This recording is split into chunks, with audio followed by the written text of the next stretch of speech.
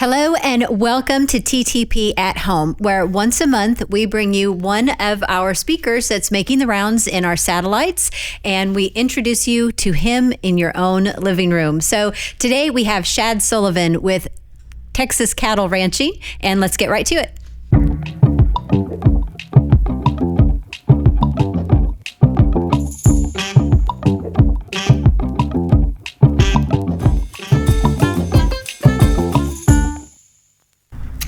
So welcome back, everyone. We'd like to go over a few announcements that we have. First thing is our 15th anniversary birthday party and conference is sold out. Yay! And there's a large waiting list. So if you still want to get tickets, you have to go on the waiting list and maybe you will get them. If you cannot attend and you already have tickets, please let us know. Email Julie at TrueTexasProject.com so that we can see that those seats are filled. We don't want any empty seats. We are going to videotape all of the conference sessions, and you can access those afterwards if you can't make the conference. But be sure that you're on our email list so that you can get those links. Sign up at TrueTexasProject.com. All right, so because we have this big conference going on, we have canceled most of our meetings for July throughout the state. So you know we have 18 meetings every month all around Texas. In July, we're only hosting 4 meetings. So let me tell you what those are. On July 8th, Hill Country will be hosting Heritage Action, which is a great presentation.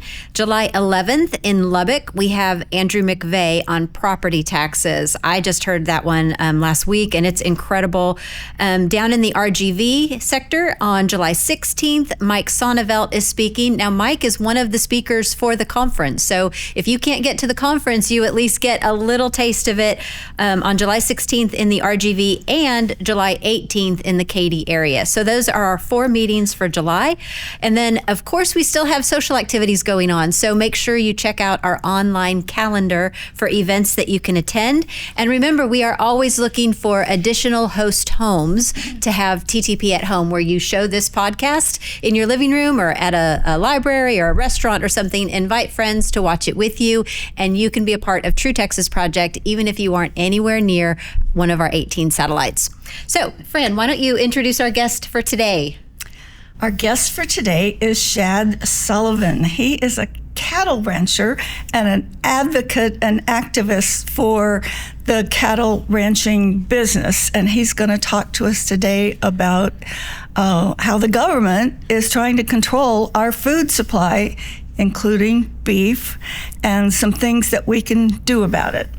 So, well, thanks for having. Welcome. We like your cowboy hat. You fit right in. Yeah. I mean, you fit the part. Well, I'm a rancher, so but Tell us about your thanks for having me. Yeah, well, I'm just an American cattle rancher that was born on and raised on a ranch in Colorado. We still own that ranch, and then 32 years ago we came to Texas and extended our holdings here, and so we have a ranch down here where we winter all of our cattle, and then we send those cattle to Colorado to summer them on summer grass in Colorado. So we utilize the seasons both where we should, and so in the wintertime. How do you get them from here to there? Well, we use a lot of semis. Oh, okay. Yeah. I'm picturing the cattle drives. It's basically of the Old West. well, it's basically the same concept, only in modern semis, and we've been at it a long time. I mean, I'm 5th generation, and the reason I am able to advocate in the way I do for the beef industry and the cattle industry and liberty and freedom is because I've made my living off of cattle. And so that gives me what I believe is great credibility and experience. And, it's popular to be a rancher and the cowboy lifestyle. And we have, all these TV shows pushing our agenda forward. But the truth is very few people are able to make a living solely on the beef industry. And that's why I do what I do, is because that's how I make my living. Yeah, because what little boy does not at some point grow up? He says, when I grow up, I want to be a cowboy. It's the spirit of the American West. That's how living the dream. That's how we want America, and it's an awesome way of life, and that's what it is it's an awesome way of life. But to go further than that this is all of these issues that affect me in the industry are liberty and freedom issues. Yes. Which is why people might be wondering, why are we talking about cattle ranching Exactly. in a political podcast? Well, the war on beef is a war on American freedom. It's a war on the values that we hold dear to us, and I can prove that by interweaving all these ideologies into it. So, and it's a war on private property. Absolutely. Property rights and food supply, and it's something we all need to be concerned about. The ground level of Americanism is the land and our food supply. And so we have to understand that, and that's why we fight. So I know I'm probably getting ahead of myself, but this question just popped in my head. Is this something unique to Texas, unique to America, or worldwide?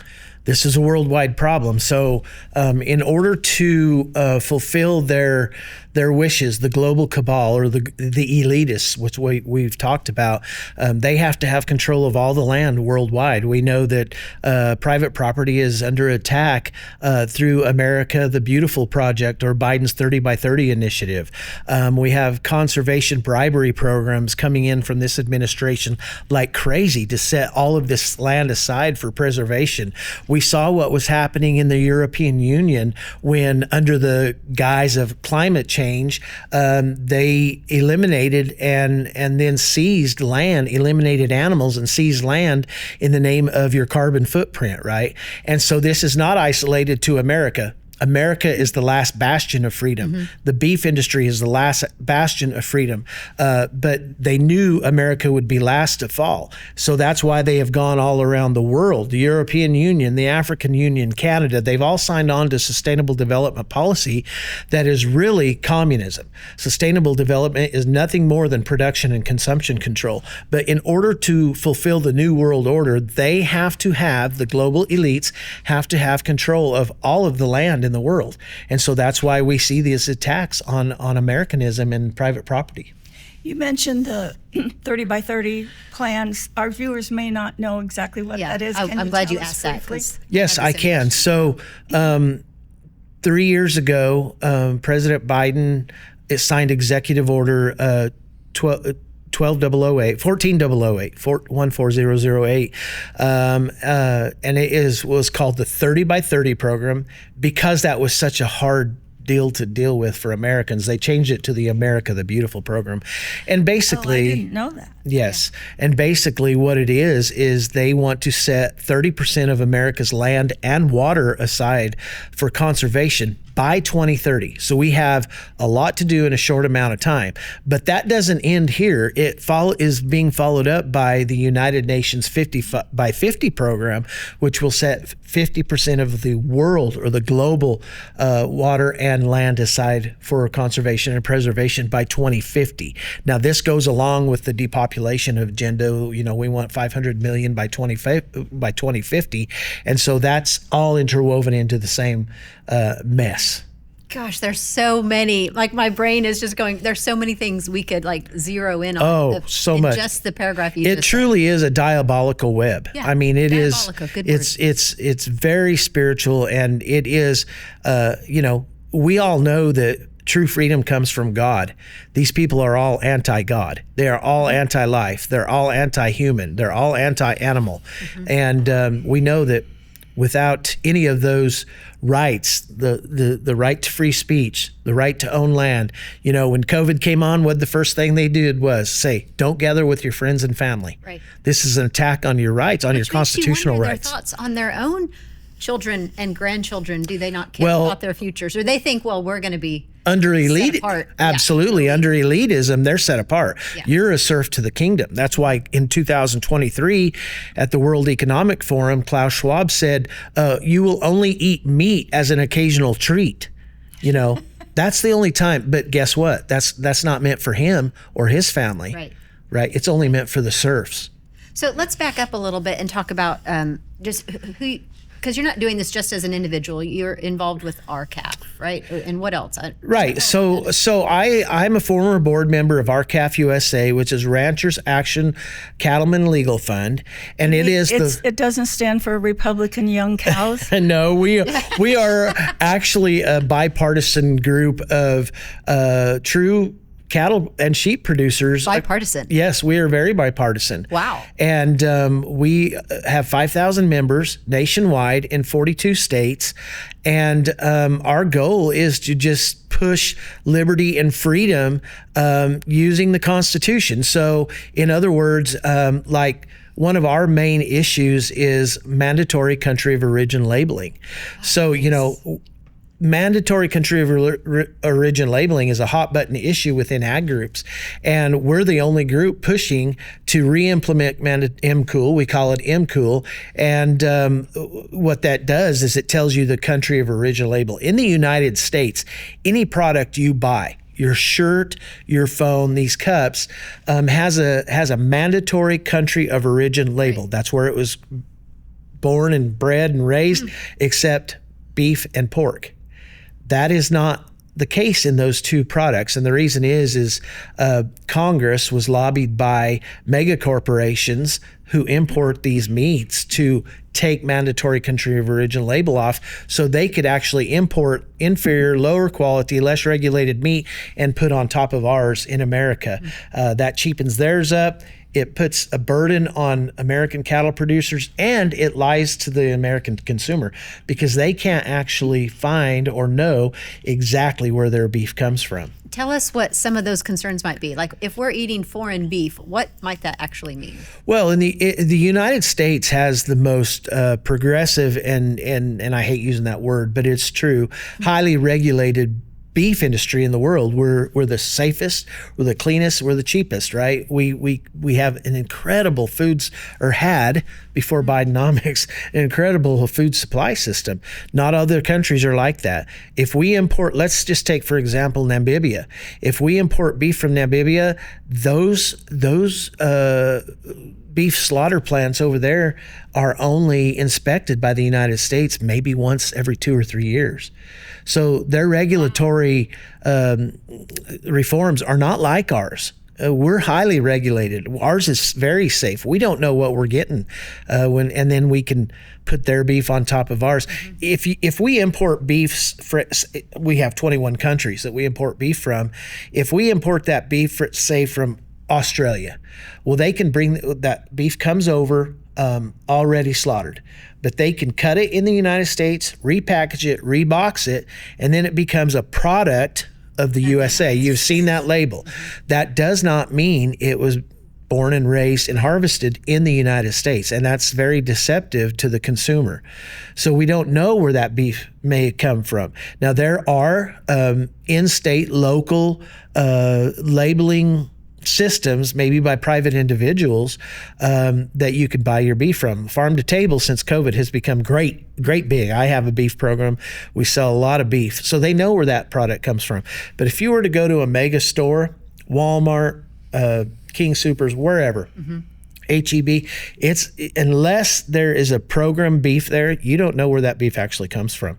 So it's a safety issue. And food safety is food security. Food security is national security. So I'm assuming if other countries don't have the same regulations and inspections, their beef is going to be a lot cheaper. So Correct. In order to get that labeling that we want, you're going to have to fight against the Walmart lobbyists. That's the right. HEB lobbyists. Absolutely. That's who we're fighting against. What happened was we had mandatory country of origin labeling, and then the World Trade Organization, who we're apparently beholden to, and through the World Trade Organization, Canada and Mexico sued the United States.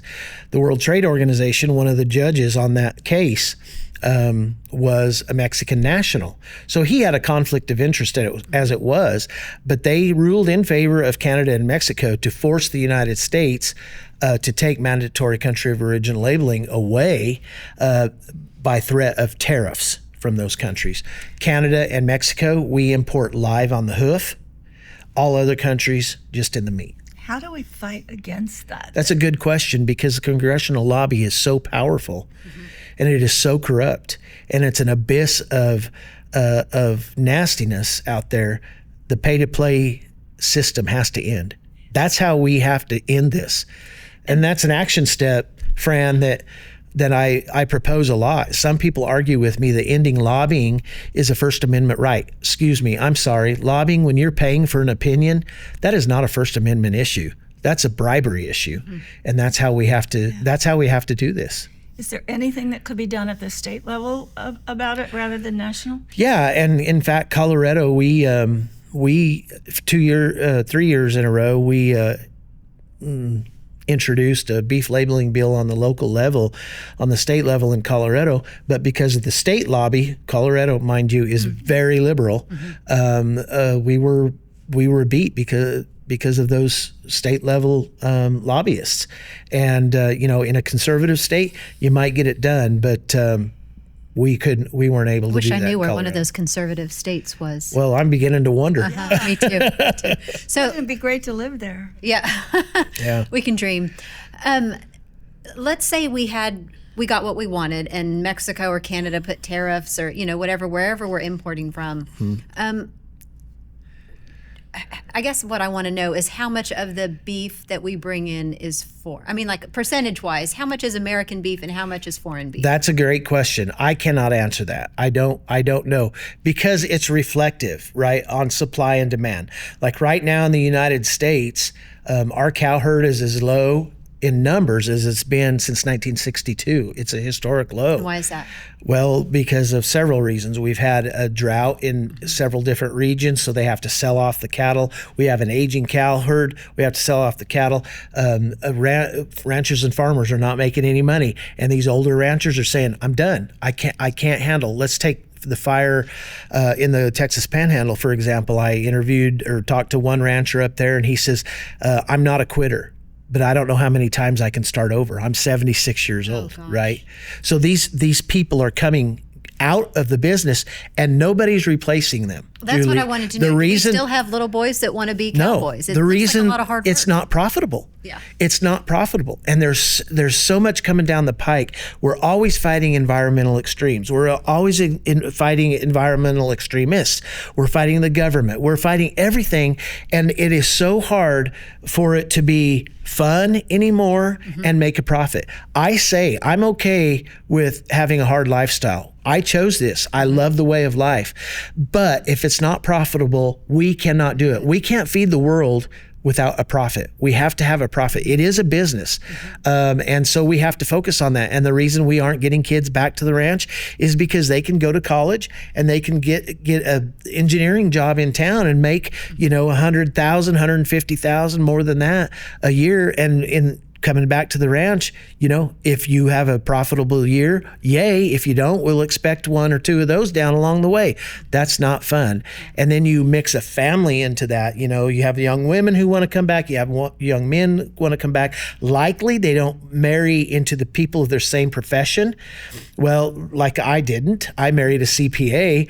Well, to talk her into going back to the ranch in Colorado would be like pulling my teeth out, right? Yeah. It's not going to happen because it's a hard lifestyle. So that's a real problem. So there's a plethora of reasons that the beef supply is low. And so to get back to your question, when our beef supply gets low, we have to import more, right? So that's what they're doing, and it's up and down like that all the time. Okay. Go ahead, Fran. One of the things you talk about in your presentation is public-private partnerships. This is something we have fought for a long time in Texas on transportation issues. Our toll roads are often sold to foreign countries under public-private partnerships. Yes. Talk to us a little bit about how that affects the cattle industry. Well, that is the reason I'm here, is because my family in 1999, through a public-private partnership between the Colorado State Land Board and the Nature Conservancy, lost about 40,000 acres of our ranching business to that partnership. And that was the very first of its kind when talking public-private partnerships. That was unheard of at the time. But now we know what that was, right? They were ahead of us, and they always are. We're always playing defense. Since that time, those two organizations have taken about 2 million acres of land out of production in Colorado and to set aside for preservation and conservation. But the problem with public-private partnerships is that it allows for private money to be to influence government speech, right? And so in 2023, I'm sure nobody knows about this act. The Sustains Act actually passed in an omnibus bill in 2000. Not an omnibus bill, another bill, in 2023. And what that did was it bypasses congressional rulemaking and gives all authority of rulemaking at the sole discretion to the director of, say, the USDA. So that department or that agency has sole discretion by its leader to create rules under the Sustains Act. And what that does, in fact, it focuses on public-private partnerships. So now we can have, let's say, the World Wildlife Fund. In the Northern Plains, they have come into Montana. They want to make the American Serengeti up there. They want to take 3 million acres from ranchers up there and put it back into the Buffalo Commons, right? So through their partnership, the World Wildlife Fund and the Bureau of Land Management, they're able to take the money that is raised by the World Wildlife Fund, and they raise millions and millions per year all over the world. So that's private money, and they buy these ranches in partners with, say, the BLM or the USDA or any other governmental organization, and they take that, buy those ranches, they take them out of production, and then what happens to the community? The community dies because ranchers and farmers can't compete with that kind of money, right? I can't go out. They'll come in and give $1,000 an acre for ranch country that's worth $400 an acre. What does that do to the local ranchers? It kicks them out. It kicks them out of the market. And ultimately, that is what a public-private partnership does. And now we're seeing public-private partnerships. And it's where so much of this private money is coming into these governmental institutions. And it's not just the beef industry. It's not the cattle industry. It's every industry in America. This is how they're gaining leverage. Alternative organizations, NGOs, ENGOs, this is how they're gaining leverage to control our government. So it's very complex. And scary. Yep. And unconstitutional, mind you. Okay. Of course. But what's the thing called the Constitution? Yeah. We don't even want that, no. So you mentioned that there are, I think you said 8 states that are not part of RCAF. I'm assuming Montana is part of it. No, we have a lot of members in RCAF. They're just, most of those states are on the eastern seaboard where beef production is lower, and they're not involved. That's what I was wondering. Yeah. We're the 8 holdouts. Well, they're really not. I mean, these are all individual members, and then in those states, there are organizations that we call affiliates, just like you guys have. And so I think we have 48 or 49 affiliates spread out in different states. So it's just our RCAF is not the most popular organization in the United States. We take some hard stands, and we can do relate to that. Yeah, and we're not. A lot of people hate us. Well, I mean, just for example, this weekend we had our national convention this week, and I just came here from that. Wow. And it was in Rapid City, South Dakota. I reached out to Lara Logan and had her come on. She was our keynote address. Nice. She is very bipartisan. She is a super wonderful person. She tells the truth. She's truth teller. If you're a Rhino Republican, she's not on your side. If you're a Democrat and you spouting all this nonsense, she's not on your side. But we had one little mix up where she said, Trump is the wave we have to ride in on to save this nation, and she's right. That's the truth. She got pushback on that, and we got pushback on that from some of our Democratic members, which is fine. That's how we work. And it's funny because I'm very conservative. I'm not ultra right or anything, but I hold true to biblical principles and the Constitution of the United States. And then we have members that are very far left. But the funny thing is with RCAF is these members and myself, we come together on issues such as mandatory country of origin labeling. The OFF Act, which would bring accountability to checkoff reform in all industries, and so we come together on a lot of issues, but I guess socially we're just this way. Well, tell me how that works. So you're working with Democrats that are on your side on these issues. Yes. And yet it's Democrat administration that's creating the problems. So how do they justify that? That's exactly right. That's my question to them as well.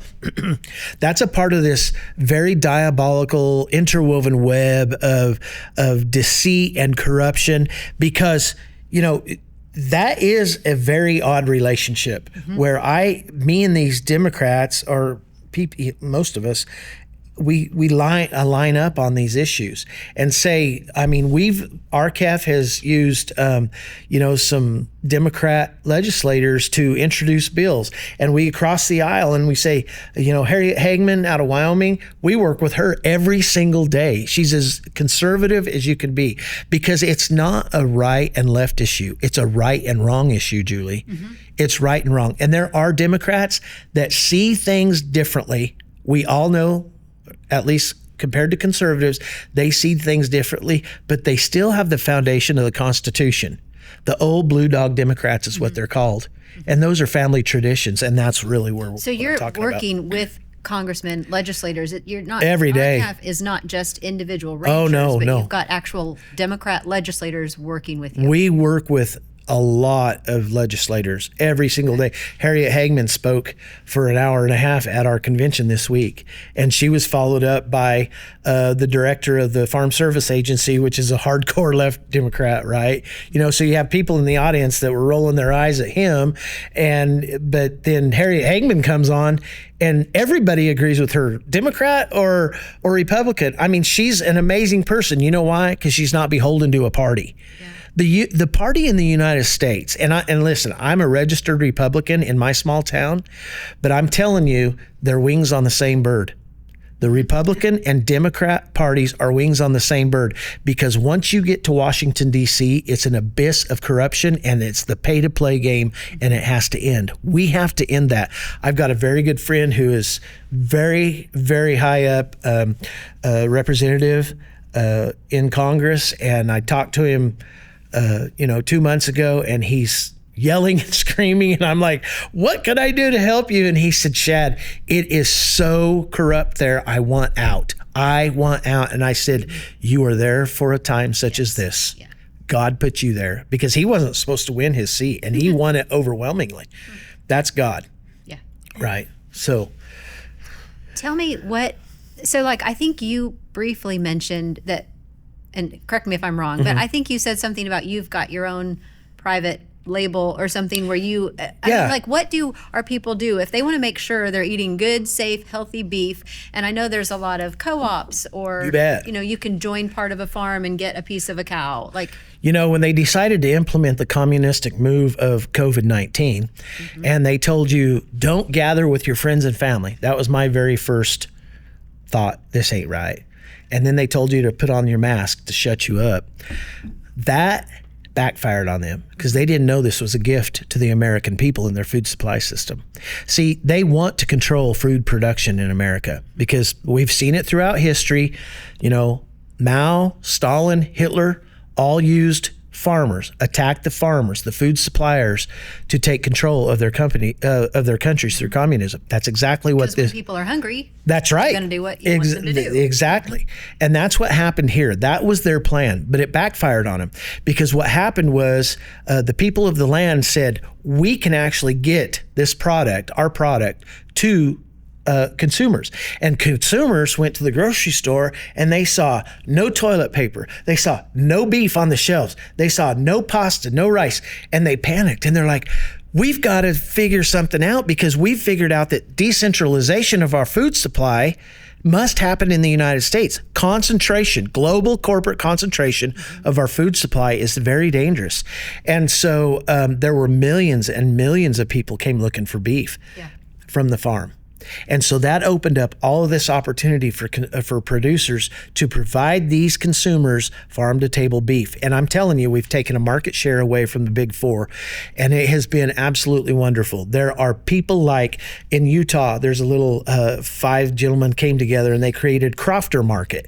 And Crofter Market actually is kind of like it's an online version of Amazon where you can buy your beef. RCAF USA, we came up with a website, usabeef.org, where you can go to this website as a consumer, and you can put your zip code in, and it will list everybody close to you that sells beef. I love that. Yeah. That's and fantastic. this has happened all over the United States. People started coming to our ranch and they're like, we need beef. And I'm like, we can provide it. So we did.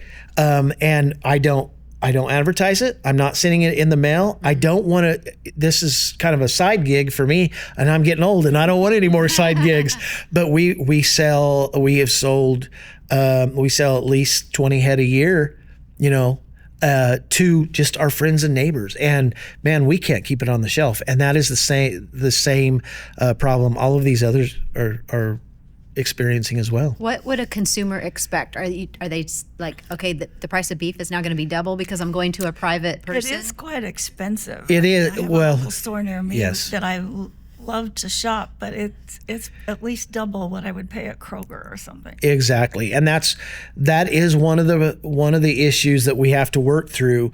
Of course, people who can afford that are going to pay it, right? Mm-hmm. Because number one, they know where their beef comes from. They probably know a little bit of the history of it, and people want to know that. A guy like me, I have stayed very competitive because, of course, it's a regional experience as well. So I have a herd of cows here in Texas, and I take all of the calves off. I produce off of those cows, excuse me, and I grow them to say 1,100 pounds. But I do that in Colorado on dry grass. And in southeast Colorado, our dry grass is so powerful and so filled with so many essential nutrients that they get a great marbling on them, and I don't have to feed independently corn or whatever. I was going to say, you might explain to other people, how are they normally finished? Yeah, well, I mean, there's grass finished, there's grass fed and feedlot finished. It could be a plethora of anything. Mine is grass fattened and grass finished. So we kill them the morning they come. I take them to slaughter, they come off of grass. And so I don't have that cost of feed input in them, and I'm able to sell my ground beef very, very cheap. And for me, it's about getting my product to people who can afford it, the lower end of the income level. I want those people to be able to experience it. And I'm telling you, they do, and I cannot keep beef on the shelf. That's wonderful. And I just think can't. also, so then it's like the corn is all GMO, right? So well, people that are worried about that stuff. Yeah, that's the organic label movement is big. And if I'll say this, our food is safe. There are preferences. Our whole food is safe. I am moving over here to where we need to be a little more careful about what the global corporate food suppliers are doing to our food. But on the whole, our food grown on the farm is very safe. And because we cannot produce it at the level the corporates can, we are going to be a little more expensive. That's where that transition is, because it's more costly. Mm-hmm. If you're feeding, let's say, for a guy like me, let's say I'm feeding 3,000 head on grass, right? And let's say I kill all 3,000 head. Well, that is a whole different ball game than the corporate feeder who's feeding 300,000 head a year, because it's all about numbers, right? Mm-hmm. If a guy like me is making, let's say I'm making $100 a head, how much on 100 head? That's $1,000. But if they make $100 a head on 300,000, see the difference? It's all about volume, and that's kind of where we've gotten caught up in. It's not good. I admitted that on a podcast the other day. I've gotten caught up in that numbers game. My dad always said the only way we're going to make it is numbers, volume. And we still focused on quality, but we didn't go past. At that time, we didn't go past and slaughter our own cattle. We do that now. We focus on quality, but we also run numbers. And that helps us make the living. So, there's a lot to think about, and, every consumer wants something different. Some consumers want a cheap, wholesome meat for their family. They can get that. Some consumers want totally organic, non-GMO. That's available. We've made that available in the United States. So Do you see things coming? Because I watched this TV show. It's some British guy. He's like famous for cars and stuff, but he started a farm. Clarkson, you may have seen it. Anyway, it's a hilarious show. But every time he wants to do something, he's in England, and the government comes down on him. You can't sell your beef. You can't market your honey. You can't do this. It's all government. Are we going to run into that? We already are. These farm to market. Yes, we already are. You are going to have to be, you already have to be licensed. Like, say, if you're in a farm to market here in Dallas, you have to be licensed to do that, sell that. But what you're seeing across America now, especially this week, I just read something on it today, is the federal government went in and seized raw milk dairy farms. Right, because they think raw milk isn't safe. They want and they're probably not abiding by the USDA rules that were put in place by these oligarchs that want control of the system. Right, you've seen it with the Amish farmers recently. The one in Pennsylvania, the federal government come in and took his whole farm down. He had a consumer egg market, chicken market, beef market, pork market, lamb market, and garden. And they shut him totally down. Why? Well, because he's not licensed under the USDA and was selling raw milk. And they say that's not safe. This is government overreach at the whole. That's what this is. I can't even imagine how livid I would be. Do you know, Julie, when I was a little kid, my family, my mom would buy baby chickens. They'd come in the mail, and one day we'd have this big slaughter day, and we ate that. And my mom milked cows until I was in high school, and we drank that raw milk, and we cooked with it. And back then, I'm fat now. We weren't fat. We weren't fat, right? We were working all the time. We ate whole food off of our land. We canned all summer long. That's the best, safest food anywhere.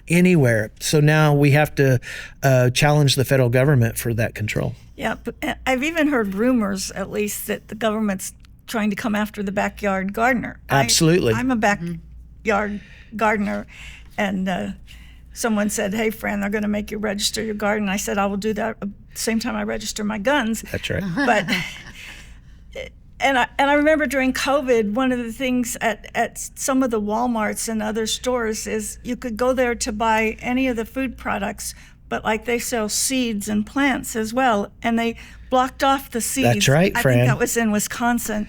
So you They did that right here in Texas, Fran. I didn't know they did it in Texas. They sure did. Those things are scary, and we've just got to, like so many other things, we have to stand up to the unreasonable, unconstitutional orders that come down from our government. We're doing it lately with Title IX rules. If all of us just start saying no more often, I think we can at least start to move the needle. It's funny because my dad, before he died 13 years ago this month, and he was a born and raised cattle rancher, and what he had he put together. And on his deathbed, we were going through this horrible drought, and we had like 3,000 head of cattle in Texas. And I said to him, "Dad, where do you want me to take all these cattle?" And he says, "I don't know, son. I'm done. But I will tell you this: we will never change this nation until everyone sits in the dark, cold and hungry." He said that to me. I don't want it to come to that. I know, but you know what? Why he said that is because he was a child of the Depression, and he came from a place of suffering. My grandfather died in 2010. He told me stories about during the Depression days. To make a living, they sold cream, and he said, "Shad, all we had to eat or drink was curdled milk." Those are places of suffering and gives them perspective. They know what this nation can go through. And so we've really got to be cognizant of that. To get back to your point of garden registration, people told me I was crazy. The USDA did a little test plot on emails and said, "Hey, would you guys voluntarily register your gardens?" And when I put that out in the social media, people called me a liar. But that actually happened. It did happen. So the rumor I heard was true. That's right. Yeah. And they did that in Cuba. And if you got caught with seeds, they did it with Stalin. You got caught with seeds, they killed you on the spot. Tell me history doesn't repeat itself. All eyes show that it is. So we got to be cognizant. I say, to your question, when are people going to wake up? I say it may take suffering. It may take the lack of freedom. It may take an instance where these consumers are being put into 15-minute cities, which is already happening, and they don't know it, and they can't leave that city beyond a certain amount of time. Maybe that's it. I don't know where the pushing point is, but I do know this. To save America, it's going to be rural America. Producers, the people who create our food supply, will have to save America. And I contend to you to this day that we have not seen an insurrection in the United States. No, I don't think we have. So short of saying that our action item is to start an insurrection, like what, because we're almost out of time, maybe 5 minutes left. So there are what action. our action Yeah, items? absolutely. Number one, as a nation, we have to turn back to God. He's the only one that can save this. Amen. Number two, we have to honor the Constitution and live under that document. We have to. Number three, we have to end lobbying. We have to end the pay-to-play game in our government. If we don't end that, it never goes back to right. Number four, we have to buy local. We have to buy American, demand American. We have to hold our representatives accountable, and maybe most importantly is we have to become activists. And if that means running for your local school board on the very bottom level, because we have forgotten that our government is created from the bottom up, not the top down. And what we're seeing across the globe is top down rule. He sounds like a true Texan. This is what we preach all day, every day. We have to do this. These are the action steps we have to take to save this country. And I will say that Texas, is maybe one of the last bastions of true freedom, but the culture is turning in Texas. I watched it in Colorado. We did it in the Front Range, and we have no chance of winning anything conservatively in Colorado anymore. 4 counties control our state. That's going to happen in Texas if we don't wake up really soon. We've got to wake up. Texas is also 98% privately owned. So they don't have the experiences that these Western states have with attacks on private property. But guess what? It finally came to Texas this week when the U.S. Forest Service wants to expand the Muleshoe Wildlife Refuge from 6,600 acres to 7 million acres between New Mexico and Texas. Right. Nobody's immune. We all have to stand up and get involved, and now's the time. So obviously we need to be contacting, I guess, our own state reps. What would be the message? And then what are some friendly reps that we could encourage? Are there bills that we are aware of? Or like more specifically, what can we ask these people to do? Well, number one, you have to start a relationship with your local representatives, your county commissioners, your sheriffs. The sheriff has ultimate control of your county. That's right. That's a very important relationship to have. Your county commissioners should always be accountable to you, the people. I have a problem with my county commissioners in Colorado because they are not always accountable to the people. And so we've had a little problem there. We have to get to know our state representatives as best we can. I know they're busy and they don't remember half of what you told them. The same on our national leaders, but we have to get in there. But Julie, people like you and me and Fran, we ought to be running for these offices because we understand. No, wait, well, I know, but we understand what's happening. And to get that message over, some of these people have become lifelong politicians. Yes. That is wrong on every level. If you go into Congress and you're worth $150,000 and come out worth $15 million, there's a problem there. We have to stop that. It's the corruption, and ultimately it's a fight between good and evil. It's a spiritual battle. So there's a lot of things that we can do, but I say be persistent. Don't quit. Don't give up. Yeah. So at True Texas Project, this is what we do all the time. We're constantly, in Austin or in the city hall, the school board, county, in the hotels. I mean, Yes. We're trying to educate people in the hotels. I'm wondering if we should, for one, have this on our list of priorities, something about the food supply, so that we're at least monitoring that and giving the call to action. So what I want to do before we close, Fran, let's talk about more broadly. So we know we need to focus on beef, but there's a bunch of other reasons why we get involved, why we go to Austin, how we build those relationships. At True Texas Project, what are we doing to help them build those relationships so that when the bills come up, they already have a conversation going with their state rep? And let me say this real quick. It might be the beef industry. It might be the cattle industry. Name the industry. It's the same. Yes, the exactly. attack on these industries are the same. It's an attack on the 3 charters of freedom. So it's all about building those relationships with your elected officials. Yes. And I mean, I just revised the PowerPoint this morning that I'm doing at our training this weekend for citizen advocates, and I put in there as many times as I could find build relationships. Yes. If you call your state rep or your national rep or whatever once every couple of years, or maybe even 2 or 3 times a year, it means nothing. They won't remember that. You have to show up all the time, let them see your face, hear your name, let them know that you're involved. And they may never agree with you, but they will come to respect you for having put in the time and the effort. Yeah. I agree with you on that. It's all about constant barrage. And yeah, once or twice is not enough. I mean, one of the problems that we face in conservative America is that we're all at our jobs, Yes. and we're trying to pay the mortgage. We're trying to keep the kids alive, take them to the dentist, baseball, all of this stuff. These are the things we love. But here's the deal: we're on a precipice. The precipice is here. Are we going to roll off in tyranny? Or are we going to save this country? We have to make that individual decision, and it is individual to do that. Save the country or live under tyranny. We and have we're to set here. those priorities. And honestly, it sounds like work. It sounds extreme and defeating and overwhelming, but we have fun doing it. When we go to Austin, we have fun. When I show up at my school board meeting and all my friends are around me and we're all like ready with pitchforks, that's fun. So it may sound a little bit quirky, but we're in this together. No, we are. So Fran, close us out. I'm sorry, did you have one No, last thing? I just say we all, what's constant among us is we have a passion and a love for America. And each other. Exactly. And Texas. Exactly. And Texas, yes. God bless and Texas. Beef, I love beef. Amen. I always tell people at the end of these podcasts, I say, beef and liberty, where there is beef, there is freedom. And that's very true. That's great.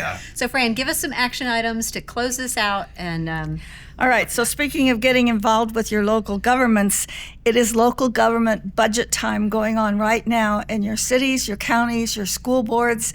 They are all working on their budgets. They will adopt a budget, and then subsequently in a few weeks, they will adopt a tax rate. You need to get involved in that. Dig into those budgets and see where they're spending your money. Are they being good stewards of your taxpayer money?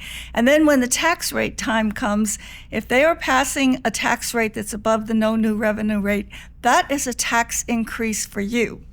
Be sure that you know that. They have to hold hearings if they do that. Show up and protest. We asked you in our Friday message last week to engage with the Texas Sunset Commission. They are reviewing the Texas Ethics Commission, which is now weaponizing themselves against citizens and our free speech rights. So be sure to do that. We have until, I think it's August 6th, it's mid-August, to make comments with the Sunset Commission about that. We're still doing hearings at the Capitol over the summer. Again, that was in the Friday message. We'd love to have you join us whenever possible to go down and speak to those committees about implementation of the bills that were passed last session. And lastly, legislative priorities. We're already starting to work on that for January 2025, and we'd like to hear from you. What are your legislative priorities that you think you want True Texas Project to focus on? Our board will ultimately vote on those, but we'd love to hear your opinions, and I'm keeping a chart. So email me, Fran at truetexasproject.com. so I think if people are overwhelmed, like you just gave them a list of 5 or 6 things, the bottom line is get on our email list. Oh, yeah. Right? So if you go to truetexasproject.com and click on participate, get on our email list, and Fran will spoon feed this to you, like step 1, step 2, step 3, and before you know it, you're an expert, right? So we will be in Austin a bunch. We're always out and about. We want you to join with us, but until then, we like to close with a toast. So if you will join us, here's to Texas. And here's to True Texans. Thanks, everyone.